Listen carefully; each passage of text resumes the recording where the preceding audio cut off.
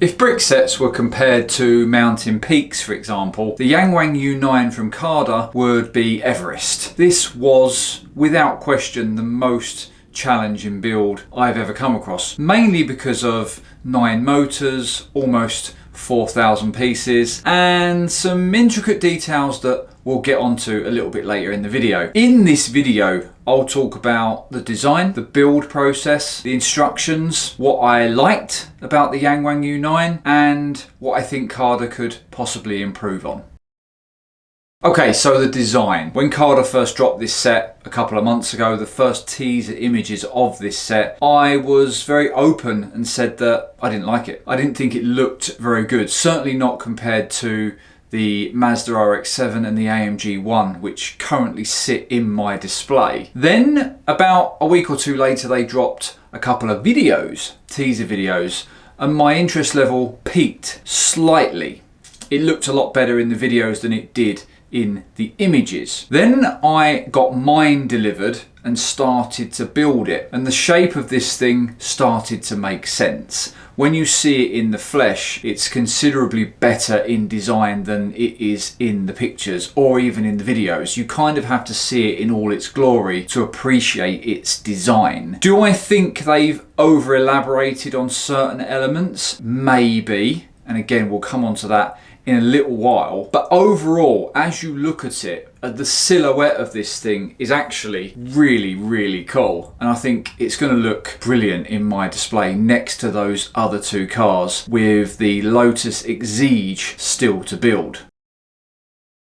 Like most CADA sets, the build process of this was challenging, not because it's not brilliant, just because of the way CADA go about constructing their sets. 9 motors in this thing are always going to make things a challenge. Not only have they got to house those 9 motors, but they've also got to house the cabling for 9 motors as well, which they've done a particularly good job on this set. More on that in a second. The instructions are particularly good, and they aid that build process. So although it is complicated, although the actual way that the pieces go together and the order that things go in make it a more complex build than, say, an equivalent Lego model, the instructions are so good that, particularly on this set over the AMG ONE, for example, I didn't find myself getting stressed or frustrated really at any point, and that's all down to the accessible way the instructions are laid out. In the past, these alternative brands have put 5 or 6 stages on a page, and even with the large instruction books that these sets come with, the 1/8 scale cars, 5 or 6 steps on one page means that you're really having to pay attention to each step because they're quite small in the way they're printed. With this, it was 1 stage a page, which means sometimes on a single page, all you were doing was putting in 1 piece, or maybe building a couple of pieces to a particular module that was going on, which made it highly accessible and very much on par with the best of the Lego equivalents.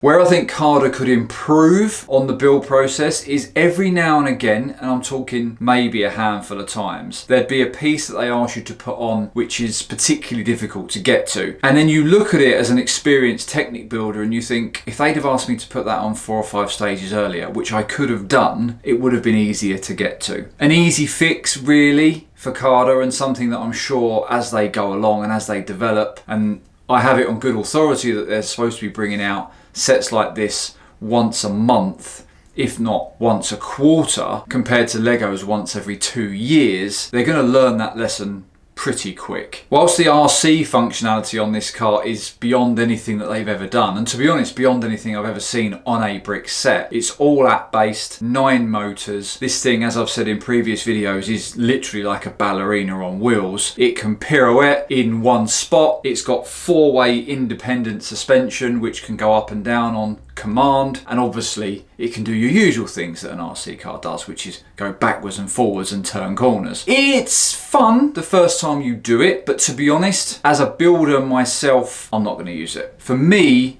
I wouldn't have bought this set for that reason. I would have bought this set for the joy of building it, for the experience of building it, to challenge myself to get a set like this done. Motors or no motors makes no difference to me. I actually prefer these sets without the complications of the electrical additions. I think they take up a lot of space. They make the interior particularly untidy because of all the cables, especially when there's 9 motors. And I imagine I speak for most builders when I say after the first couple of days playing it in the kitchen and running it around the laminate floor, it's probably never going to get used again in that way. So I think as much as the motors are a nice touch, they separate CADA as a brand from the likes of Lego, which is good because Lego don't really do motorized sets. They understand their market. I think for me, the biggest differentiator of sets that CADA produce and the sets behind me that Lego produce is just the difference in the sets. Lego have never produced the AMG ONE, the RX7, or this, or the Lotus Exige. I think both brands have a very different idea of what they want to produce, and they've obviously got different partnership deals in place. That for me is where they differentiate. I don't think they always need to go down the motorized route to stand out. Things I think CADA could improve on, and that I think are particularly apparent on this set more than they are on the AMG ONE and the RX7 that I've built before, is they've made this set very complex in its construction.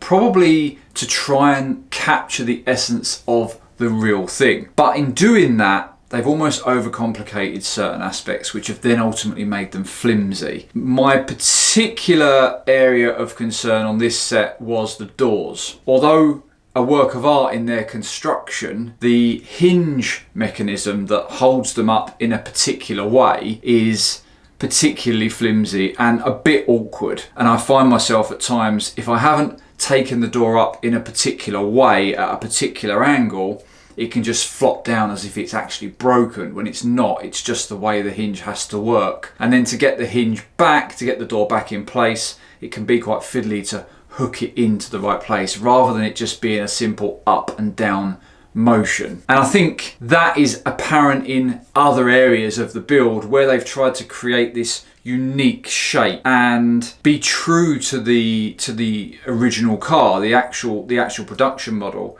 They've kind of missed out certain elements that secure a build and make it solid. This wheel arch, for example, has got a hell of a lot of movement in it because it's only actually positioned or connected in one place, which means you've got a lot of play on there. It's not connected and plugged in from the front like you would normally associate a car like this to be. Other areas that I think they could improve: the chairs, the inside seats. And this applies to all CADA models. They look good. They look really good in their construction. But what I find with the CADA models, they haven't yet mastered the art of holding the bolsters in one place. They're normally pivoted on one pin, whereas your equivalent Lego model would have 2 or 3 pins to keep the structure of the seat at all times. What I find with these CADA sets is they're great if no one touches them, but because of the amount of cables that run through the body of the car, they're often getting out of shape, which means they lose that